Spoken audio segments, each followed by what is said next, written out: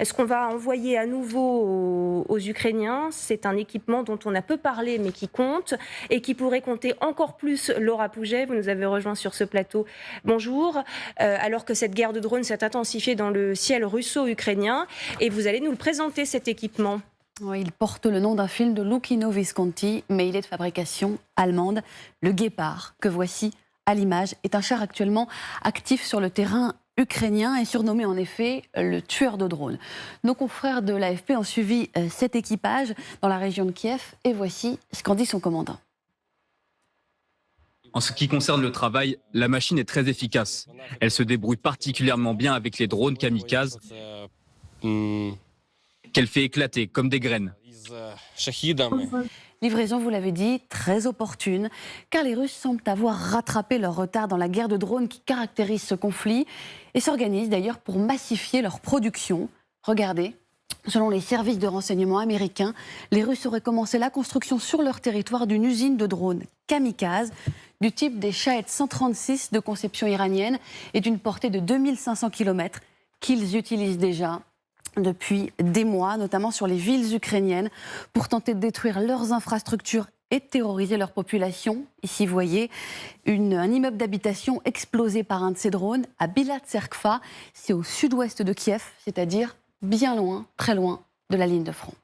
Merci beaucoup Laura Pouget. Ce besoin de défense anti-aérienne ukrainien qui se fait donc plus sentir que jamais. On est en ligne avec Gaëtan Powys. Bonjour à vous, spécialiste défense et journaliste à Air et Cosmos. Alors quand on entend la porte-parole du commandement sud des forces ukrainiennes qui demande une défense anti-missiles et aérienne renforcée, puissante, moderne et capable de contrer les types de missiles que l'ennemi utilise contre nous, on se dit que le Guépard c'est bien mais qu'en fait c'est loin d'être suffisant.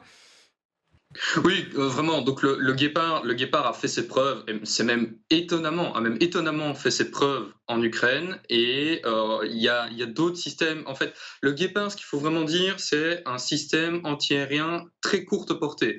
On est sur l'ordre de 3,5 km, 4,5 km grand max en termes de portée efficace.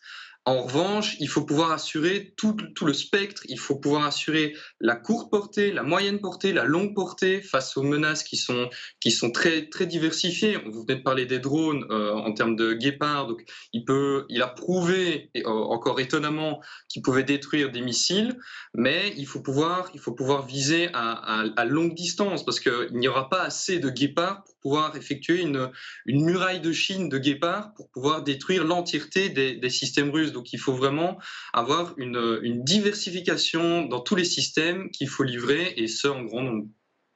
Général, elle réclame, cette porte-parole du commandement sud des forces armées ukrainiennes, des F-16. C'est là qu'ils en auraient vraiment besoin, les Ukrainiens aussi ? Bien sûr, les F-16 sont attendus et ça fait beaucoup de tirs antiaériens. Et bien sûr, c'est un destructeur de drones, comme un chasseur Rafale ou Mirage 2000, parce que c'est des cibles qui sont très, très facilement atteignables par les chasseurs et rapidement. Mais ce système Guépard est très intéressant parce que nous, on appelait ça des bitubes à l'époque. C'est un bitube sur un châssis de char Léopard. Et comme le dit notre ami d'Air Cosmos très justement, il faut une couverture aérienne multizone, si vous voulez. Ça, c'est très courte portée. Il est extrêmement efficace, effectivement, contre les drones. Au départ, il était conçu comme un système anti-aérien pour protéger les bases aériennes ou des unités de l'armée de terre allemande contre les avions du pacte de Varsovie.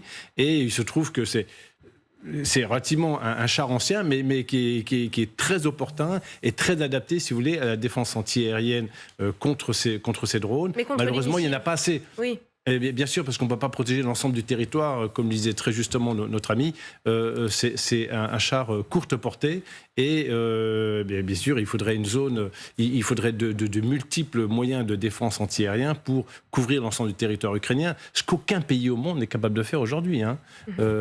Personne n'a une couverture à 100%.